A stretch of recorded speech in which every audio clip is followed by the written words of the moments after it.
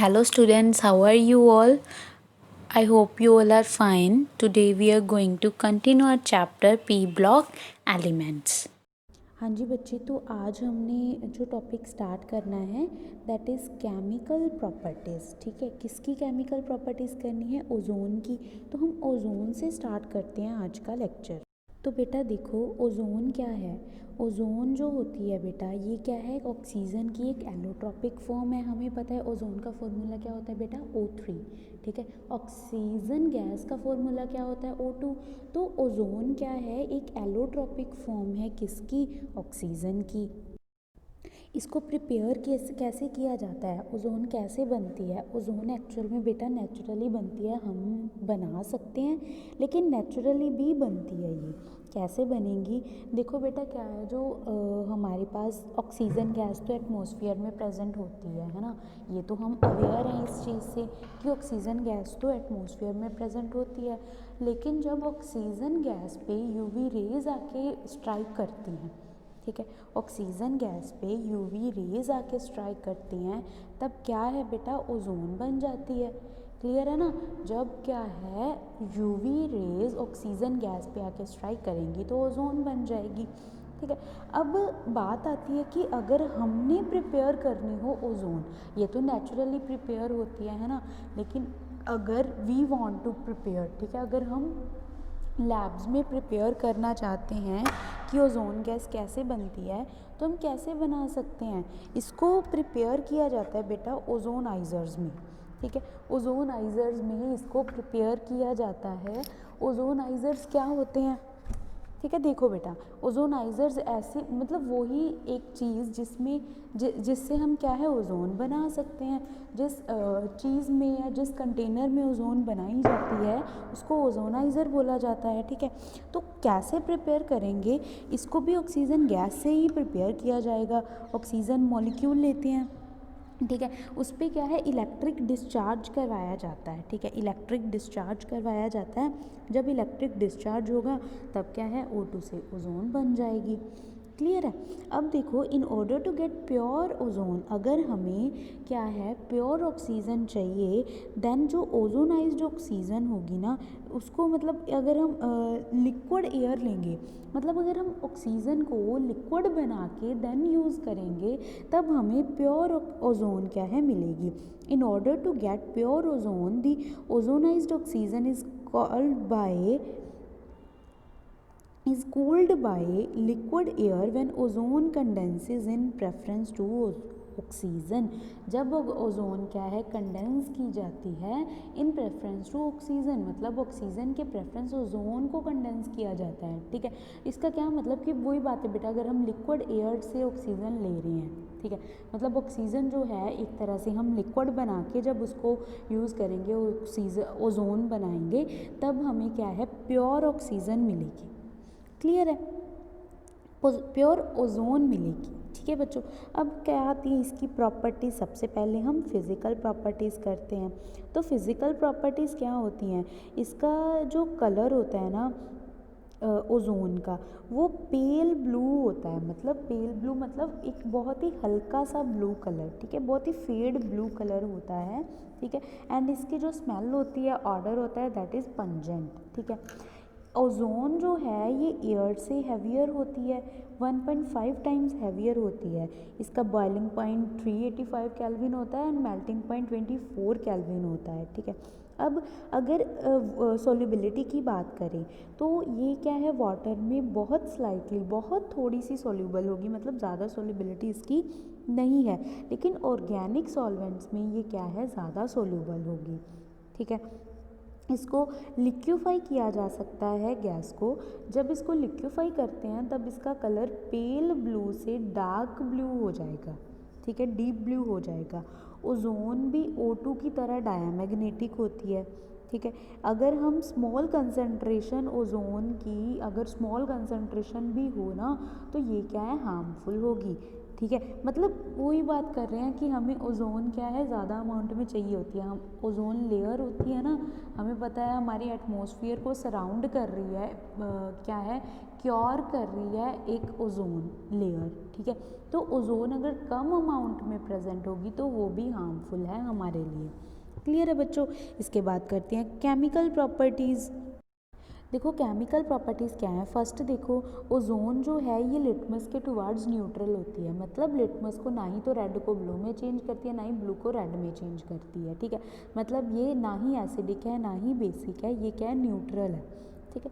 Second चीज़ क्या है, ozone is thermodynamically unstable. अगर हम थर्मोडाइनमिकली देखें कि अगर देखो थर्मोडाइनमिकली स्टेबल का क्या मतलब होगा कि अगर हम इसे कितना मर्जी टेम्परेचर दे दें इस पर कोई इफ़ेक्ट ना हो, ठीक है।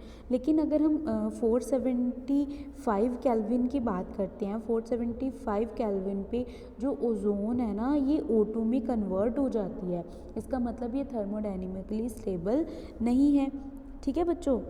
फिर आता है बेटा ऑक्सीडाइजिंग एजेंट। ओजोन को एक तरह से ऑक्सीडाइजिंग एजेंट के लिए यूज़ किया जाता है। देखो बेटा ऑक्सीडाइजिंग एजेंट होगा क्या।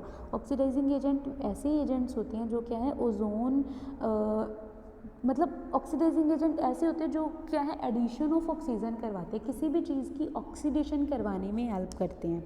एंड हमें पता है ओजोन में तो खुद ही ऑक्सीजन प्रेजेंट है ना। एंड अगर ओजोन मान लो डिकम्पोजिशन होगी ओजोन की तो ये किस में कन्वर्ट होगा, O2+O में, है ना। एंड O2 तो हमें पता है स्टेबल है, लेकिन जो सिंगल O है, ठीक है, ये क्या है, ये स्टेबल नहीं है। तो इसका मतलब जो सिंगल O रह गया ये क्या है फिर ऑक्सीडेशन में फर्दर हेल्प करेगा, एडिशन ऑफ ऑक्सीजन होगी। इसी जो नेसेंट ऑक्सीजन बची, जो अकेली ऑक्सीजन बची, ठीक है।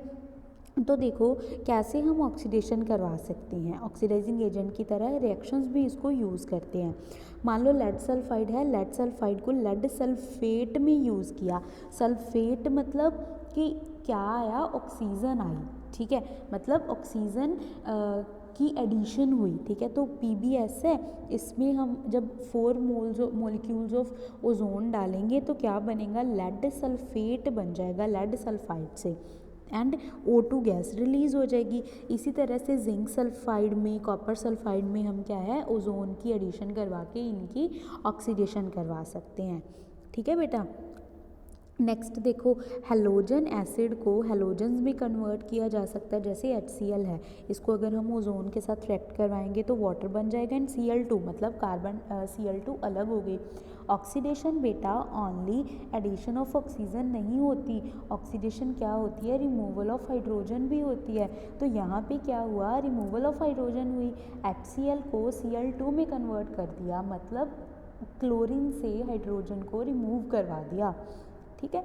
देन है नाइट्राइट्स टू नाइट्रेट्स। हमारे पास पोटाशियम नाइट्राइट है, इसको हम नाइट्रेट में कन्वर्ट करेंगे तो इसमें भी क्या हुआ, addition of oxygen. Then again हमारे पास क्या हुआ, आयोडाइड्स को आयोडीन में कन्वर्ट कर दिया, ठीक है। इसमें देखो इसमें क्या प्रॉपर्टी यूज़ हुई है बेटा, देखो हमने क्या बोला कि हाइड्रोजन का रिमूवल भी क्या होती है, ऑक्सीडेशन, लेकिन ओनली हाइड्रोजन का रिमूवल नहीं, किसी भी इलेक्ट्रोपॉजिटिव एलिमेंट का रिमूवल क्या होती है, ऑक्सीडेशन ही होती है। तो इसमें इलेक्ट्रोपॉजिटिव एलिमेंट मतलब K का रिमूवल करवाया है, ठीक है। नेक्स्ट क्या है, ऑक्सीडेशन ऑफ नॉन मेटल। ये तो सारी मेटल्स के रिलेटेड थी, है ना। अब हम नॉन मेटल्स की करते हैं, जैसे I2 है, ठीक है, I2 है, इसकी ऑक्सीडेशन करवाएंगे मतलब इसमें O3 की एडिशन करवाएंगे तो इसमें क्या हो जाएगा, ऑक्सीजन की एडिशन हो जाएगी, ठीक है। नेक्स्ट देखो सल्फ़र को सल्फ्यूरिक एसिड में कन्वर्ट किया गया है, ठीक है। बेटा यहाँ पे ना कुछ गड़बड़ है, S को O3 S यहाँ पे बेटा H3PO4 लिखा हुआ है ना, यहाँ पे क्या आएगा, SO4 आएगा, ठीक है, H2SO4 आएगा। यहाँ पे थोड़ी सी मिस्टेक है, इसको देख लेना। हाँ जी बेटा नेक्स्ट देखो फॉस्फोरस को फॉस्फोरिक एसिड में कन्वर्ट किया गया है ना। एंड देन है ऑक्सीडेशन ऑफ मेटल्स। बेटा ये सारी चीज़ें आप एक बार ही रीड कर लेना, आपको क्लियर हो जाएंगी, ठीक है। नेक्स्ट है ब्लीचिंग एजेंट। ब्लीचिंग एजेंट मतलब ब्लीच करना किसी चीज़ को। इसमें क्या होता है बेटा, इसमें देखो हमारे पास क्या है कि कोई ब्लीचिंग एजेंट अगर हम डालेंगे, ब्लीचिंग एजेंट देखो हमारे पास क्या है, वेजिटेबल कलरिंग मैटर है, ठीक है, वेजिटेबल को कलर करने वाला मैटर है। ये क्या है, इसमें अगर हम ओजोन के एडिशन करवा देंगे तो हमारे पास जो मैटर बन जाएगा वो ऑक्सीडाइज हो जाएगा, मतलब जो कलरिंग मैटर है वो ऑक्सीडाइज हो जाएगा एंड ऑक्सीडाइज होके कलरलेस हो जाएगा, ठीक है। एंड O2 गैस क्या है, रिलीज़ हो जाएगी, ठीक है। नेक्स्ट है फॉर्मेशन ऑफ ओजोनाइड्स। ओजोनाइड्स की फॉर्मेशन, ये वाली रिएक्शन बेटा हमने ऑर्गेनिक के चैप्टर्स में भी कर रखी है, ठीक है। जब हमने एल्डिहाइड को प्रिपेयर करवाया था तब हमने ये रिएक्शन की थी। तो क्या है, पहले हम क्या लेंगे, एक एल्कीन लेंगे। एल्कीन पे जब O3 की एडिशन होगी, CCl4 सॉल्वेंट का यूज़ किया है, तो हमारे पास क्या बन जाएगा, इथाइलिन ओजोनाइड बन जाएगा। मतलब एक एक ऑक्सीजन तो दोनों कार्बन के साथ अलग अलग लगी एंड एक ऑक्सीजन दोनों कार्बन के साथ कंबाइन होके लगी, ठीक है। इसके बाद आती है बेटा ओजोन की स्ट्रक्चर। ओजोन की स्ट्रक्चर तो बेटा आपने +1 में अच्छे से कर रखी होगी, है ना। जब रेजोनेटिंग स्ट्रक्चर्स करते हैं तो ओजोन की ही एग्जांपल से करते हैं, है ना। तो ओजोन की जो स्ट्रक्चर होती है, इसकी रेजोनेटिंग स्ट्रक्चर बनेगी। पहले तो इसकी स्ट्रक्चर होती क्या है, एंगुलर होती है, या फिर हम ये बोल सकते हैं V शेप होगी, बेंट शेप होगी, ठीक है। इसमें क्या होगा, ऑक्सीजन ने एक ऑक्सीजन के साथ तो सिंगल बॉन्ड बना रखा होगा एंड एक के साथ डबल बॉन्ड बना रखा होगा, तो इसीलिए सेंटर वाली ऑक्सीजन पे पॉजिटिव चार्ज आएगा एंड जिस ऑक्सीजन के साथ इसने नेगेटिव चार्ज बनाया जिस ऑक्सीजन के साथ इसने सिंगल बॉन्ड बनाया उस पर क्या आएगा, नेगेटिव चार्ज आएगा, है ना। तो जिसके साथ इसने डबल बॉन्ड बनाया, अगर उस पर सिंगल बॉन्ड आ जाए एंड सिंगल वाले पे डबल बॉन्ड आ जाए तो वो रेजोनेटिंग स्ट्रक्चर बन जाएगी। क्लियर है बेटा। एंड देन इसका रेजोनेटिंग हाइब्रिड बनाया हुआ है। इसके बाद है यूजेस आपको एक बार ही रीड करनी है, मैंने आपको PDF प्रोवाइड करवा दी है, ठीक है। तो आपने क्या करना है, इन यूजेस को रीड करना है एक बार। इसके बाद आते हैं बेटा सिंपल ऑक्साइड। अगर हम ऑक्साइड्स की बात करें अब, ठीक है, जो बाइनरी कंपाउंड्स होते हैं with oxygen are called oxide. देखो बाइनरी मतलब सिर्फ दो चीज़ें प्रेजेंट हो, सिर्फ दो तरह के एलिमेंट प्रेजेंट हों। एक तो हमारे पास मान लो कोई एक्सटर्नल एलिमेंट है एंड एक ऑक्सीजन है, ठीक है। चाहे ऑक्सीजन के कितने भी मॉलिक्यूल हों, ऐसा नहीं है कि कितने एक ही एटम लेना, एटम तो कितने मर्जी हों, लेकिन हो सिर्फ दो ही चीज़ें, तो इनको क्या बोलते हैं, बाइनरी कंपाउंड्स बोलते हैं एंड इन कंपाउंड्स को ऑक्साइड्स बोला जाता है, ठीक है। अब देखो जो ऑक्साइड्स होते हैं ये एसिडिक भी होते हैं, मेटालिक भी होते हैं, ठीक है, एसिडिक भी होते हैं एंड बेसिक भी होते हैं। एसिडिक कौन से होते हैं, जो नॉन मेटालिक ऑक्साइड्स होते हैं ना, ये क्या होते हैं, एसिडिक होते हैं, ठीक है। Oxide which combine with water to give acids. ऐसे ऑक्साइड जो वाटर के साथ कंबाइन होकर एसिड बनाते हैं, उन ऑक्साइड्स को हम एसिडिक ऑक्साइड्स बोलते हैं, ठीक है। अगर वो वाटर के साथ मिलके, ठीक है, बेस बनाते तो उनको हम बेसिक ऑक्साइड्स बोलते हैं। तो पहले देखो, जैसे नॉन मेटालिक ऑक्साइड की अगर हम बात करें, SO2 है, ठीक है, SO2 है, इसने क्या किया, वाटर के साथ रिएक्ट किया एंड H2SO3 बनाया, मतलब इसने क्या बना दिया, एसिड बना दिया। अगर ये एसिड बना देगा तो इसका मतलब क्या बन जाएगा बेटा, कि ये क्या है, SO2 भी एक एसिड ही है, ठीक है। फिर ऐसे ही हम SO3 के साथ रिएक्शन करवाएंगे, CO2 के साथ रिएक्शन करवाएंगे, मतलब कोई भी नॉन मेटालिक का अगर हम ऑक्साइड लें, उसकी अगेन रिएक्शन करवाएं किसके साथ, वाटर के साथ, अगर तो एसिड बन जाता है उसको हम क्या बोलते हैं, एसिड ही बोलते हैं, उस ऑक्साइड को भी एसिड ही बोला जाता है। नेक्स्ट है, अगर ये क्या करें, all of the above give neutralization reaction. जो ऊपर वाली रिएक्शन है वो न्यूट्रलाइजेशन रिएक्शन देंगी। कैसे, हमें पता है एसिड बेस की अगर हम रिएक्शन करवाएं तो बनता क्या है, एक सॉल्ट बनता है एंड एक वाटर बनता है, ठीक है। तो ऐसा ही किया हमने जब हमने इन ऑक्साइड्स की रिएक्शन करवाई विद बेस NaOH, ठीक है। तो हमें क्या मिला, एक तो सॉल्ट मिला, एक वाटर मिला, तो हम उनको भी एसिड ही बोलते हैं ना। हमें पता है एसिड को जब हम बेस के साथ रिएक्ट करवाएंगे तो क्या बनेगा, सॉल्ट प्लस वाटर, तो सॉल्ट प्लस वाटर बन रहा है। इसका मतलब क्या हुआ कि जो ये ऑक्साइड्स है ना, ये क्या है, एसिड का काम कर रहे हैं, ठीक है। नेक्स्ट जो कुछ मेटालिक ऑक्साइड भी होते हैं जो एसिडिक नेचर के होते हैं, ठीक है। सारे मतलब हम ये नहीं बोल सकते कि ओनली नॉन मेटालिक होते हैं, जो नॉन मेटालिक ऑक्साइड्स ही एसिडिक होते हैं, ज़्यादातर यही होता है, ठीक है, कि जो नॉन मेटालिक ऑक्साइड हैं वो एसिडिक नेचर के होते हैं। लेकिन अगर हम बात करें कुछ मेटालिक ऑक्साइड भी हैं जो क्या हैं, एसिडिक नेचर के होते हैं, ठीक है, जैसे Mn2O7, CrO3, V2O5 एक्सेट्रा, ठीक है बेटा। इसके बाद आते हैं बेसिक ऑक्साइड्स।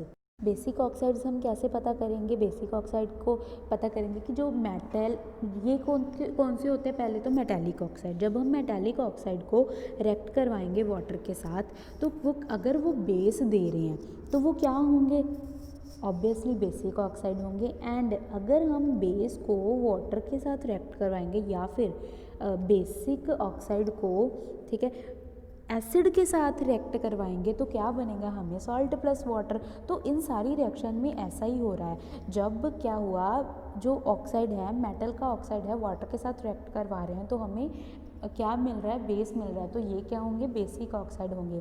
अगर इनको हम एसिड के साथ रिएक्ट करवाएंगे तो सॉल्ट प्लस वाटर बनेगा। इसका मतलब ये खुद किसका काम कर रहे हैं, बेस का काम कर रहे हैं, ठीक है। एक बार सारी रिएक्शंस रीड कर लेना, गो थ्रू हो जाना, आपको सब समझ में आ जाएगा, ठीक है। वैसे तो मैंने आपको बता ही दिया, ठीक है, लेकिन एक बार आप इससे क्या हो जाओ, गो थ्रू हो जाओ।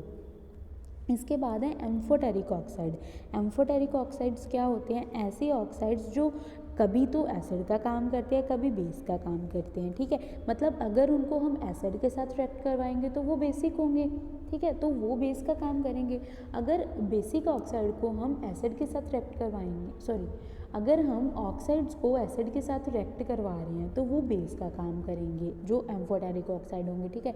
अगर हम एम्फोटेरिक ऑक्साइड को एसिड बेस के साथ रिएक्ट करवाएंगे तो वो एसिड का काम करेंगे, ठीक है। नीचे एग्जांपल्स दी हुई हैं, रीड कर लेना। देन है न्यूट्रल ऑक्साइड्स। न्यूट्रल ऑक्साइड्स कौन से होते हैं, जो ना तो एसिडिक होंगे ना ही बेसिक होंगे, जैसे N2O, CO, NO एक्सेट्रा, ये क्या हैं, न्यूट्रल ऑक्साइड्स हैं। इसके बाद आता है ऑक्साइड्स का ट्रेंड। इनके ट्रेंड्स क्या होते हैं, अगर हम पीरियोडिक टेबल की बात करें, ठीक है बेटा। देखो, अगर हम लेफ़्ट टू राइट जाते हैं, मतलब अगर हम अलोंग दी पीरियड जाते हैं तो क्या होता है, तो जो एसिडिक कैरेक्टर है ना ऑक्साइड्स का, वो क्या है, इंक्रीज़ होता जाता है ना। पहले तो बेटा हमने ये पढ़ा कि जो मेटालिक ऑक्साइड होते हैं वो बेसिक होते हैं, है ना। एंड ज़्यादातर नॉन मेटालिक ऑक्साइड्स जो होते हैं वो क्या होते हैं, बेसिक होते हैं, एसिडिक होते हैं, है ना। तो इसका मतलब जो एस ब्लॉक है उसमें तो एसिड्स ही, उसमें तो एसिडिक ऑक्साइड्स ही होंगे ना, उसमें बेसिक ऑक्साइड्स होंगे ना, बिकॉज उसमें क्या है, मेटल्स हैं, है ना। एस ब्लॉक में सारे मेटल्स हैं, अगर मेटल्स हैं तो उसमें बेसिक ऑक्साइड होंगे। फिर जब हम लास्ट पे जाते हैं, है ना, पी ब्लॉक में जाते हैं, पी ब्लॉक में ज़्यादातर नॉन मेटल्स हैं, एंड नॉन मेटालिक क्या होते हैं, एसिडिक। इसका मतलब जब हम लेफ़्ट टू राइट जाते हैं इन अ पीरियड, तो क्या होता है, जो एसिडिक कैरेक्टर है ना ऑक्साइड्स का, वो इंक्रीज़ होता है। तो अगर हम Na2O की बात करें, ये स्ट्रांगली बेसिक होगा, ठीक है। MgO बेसिक होगा, फिर वो एम्फोटेरिक हो जाते हैं, फिर weakly acidic, acidic, strongly acidic, very strongly acidic, ठीक है। मतलब इस तरह से उनका एसिडिक कैरेक्टर इंक्रीज़ करता जाता है, ओके। अगर हम डाउन दी ग्रुप आते हैं, जैसे boron, aluminium, gallium, indium, thallium, ठीक है, ये कौन सा ग्रुप है, ये 13th ग्रुप है, ठीक है। 13th ग्रुप है, ये भी पी ब्लॉक का है। तो जब हम डाउन दी ग्रुप जाते हैं, इनका जो बेसिक कैरेक्टर है ना वो इंक्रीज़ करने लगता है, मतलब एसिडिक कैरेक्टर डिक्रीज़ करेगा, वो बेस होते जाते हैं। जैसे बोरोन का जो ऑक्साइड है दैट इज़ एसिडिक, लेकिन अगर हम इंडियम की बात करें, उसका ऑक्साइड जो होता है वो बेसिक होता है, ठीक है। तो डाउन दी ग्रुप अगर हम जाएंगे तो एसिडिक कैरेक्टर डिक्रीज़ करेगा, अलॉन्ग दी पीरियड इंक्रीज़ करेगा। हर चीज़ बेटा ये याद रखो, हर चीज़ अगर वो अलॉन्ग दी पीरियड इंक्रीज़ कर रही है तो डाउन दी ग्रुप क्या करेगी, डिक्रीज़ ही करेगी। तो ये तो हमें याद हो गया ना कि नॉन मेटल वाले बेसिक एसिडिक होंगे, है ना, एंड जो मेटालिक हैं वो क्या होंगे, बेसिक होंगे। ये तो हमें क्लियर है, मतलब अलॉन्ग दी पीरियड हमें क्लियर है। तो ऑब्वियसली डाउन दी ग्रुप क्या होगा, उससे अपोजिट होगा। क्लियर है, ये तो हमें लर्न हो जाएगा अच्छे से। इसके बाद आते हैं different types of oxides. Oxide काफ़ी तरह के होते हैं। पहले तो नॉर्मल ऑक्साइड, जिनमें ऑक्सीजन का ऑक्सीडेशन नंबर -2 होता है, वो क्या होते हैं, नॉर्मल ऑक्साइड्स होते हैं। जैसे एग्जांपल्स दी हुई हैं, इनमें ऑक्सीडेशन स्टेट निकाल के देखना ऑक्सीजन की, वो कितनी आएगी, -2 ही आएगी, ठीक है। फिर होते हैं पॉली ऑक्साइड्स। पॉली ऑक्साइड मतलब जिसमें जो वैलेंसी होती है ना, वो नॉर्मल नहीं होती है, ठीक है। मतलब -2 नहीं होती है, हो सकता है -1 हो सकता है -1/2 हो, कितनी भी हो सकती है, लेकिन -2 नहीं होती उसकी वैलेंसी या उसका ऑक्सीडेशन नंबर। इसमें आते हैं peroxide and super oxide. Peroxide में ऑक्सीजन का जो ऑक्सीडेशन नंबर होता है दैट इज़ -1। ये किस तरह के होते हैं, O2 नेगेटिव। जैसे हमने हाइड्रोजन परऑक्साइड की काफ़ी एग्जांपल्स पहले भी की थी, H2O2 एंड परऑक्साइड आप +1 क्लास में भी करके आए हो, H2O2 है ना। H2O2 में अगर आप देखोगे तो O2 की ऑक्सीडेशन स्टेट 2- होगी, तो इसका मतलब O की ऑक्सीडेशन स्टेट क्या हुई, -1। फिर आते हैं सुपर ऑक्साइड। सुपर ऑक्साइड ऐसे ऑक्साइड्स होते हैं जिसमें ऑक्सीजन की ऑक्सीडेशन स्टेट -1/2 होती है, ठीक है। जैसे KO2 है, PbO2 है, अगर इसमें हम ऑक्सीजन की ऑक्सीडेशन स्टेट निकालेंगे तो वो क्या आएगी, -1/2 आएगी। क्लियर है। इसके बाद हैं सब ऑक्साइड्स। सब ऑक्साइड्स क्या होते हैं, contain less oxygen then expected from the normal valency.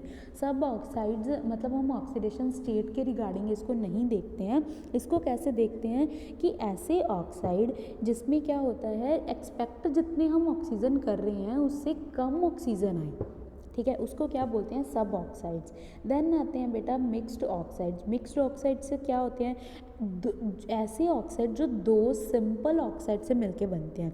जैसे हमें पता है लेड ऑक्साइड है ना, Pb3O4 है, ये किससे मिलके बना है, PbO एंड PbO2, ठीक है। 2 मोल्स अगर हम लेंगे PbO के एंड 1 मोल लेंगे PbO2 का, तब हमें Pb3O4 मिल जाएगा। इसी तरह Fe3O4 है, ये कैसे बनता है, FeO से एंड Fe2O3 से।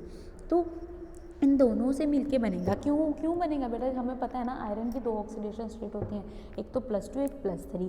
एक तो +2 ऑक्सीडेशन स्टेट से बन रखा है FeO, है ना, Fe2O3 जिसमें आयरन की ऑक्सीडेशन स्टेट +3 है, तो इससे मिलके बना जो आयरन ऑक्साइड बना that is mixed oxide. Clear है बेटा। चलो ये तो हमारे ऑक्साइड्स हो गए। इसके बाद हमारे पास आते हैं बेटा sulphur and its compound, sulphur and उसके कंपाउंड्स, ठीक है बेटा। इनको हम क्या है हमारे नेक्स्ट लेक्चर में स्टडी करेंगे। Okay, thank you.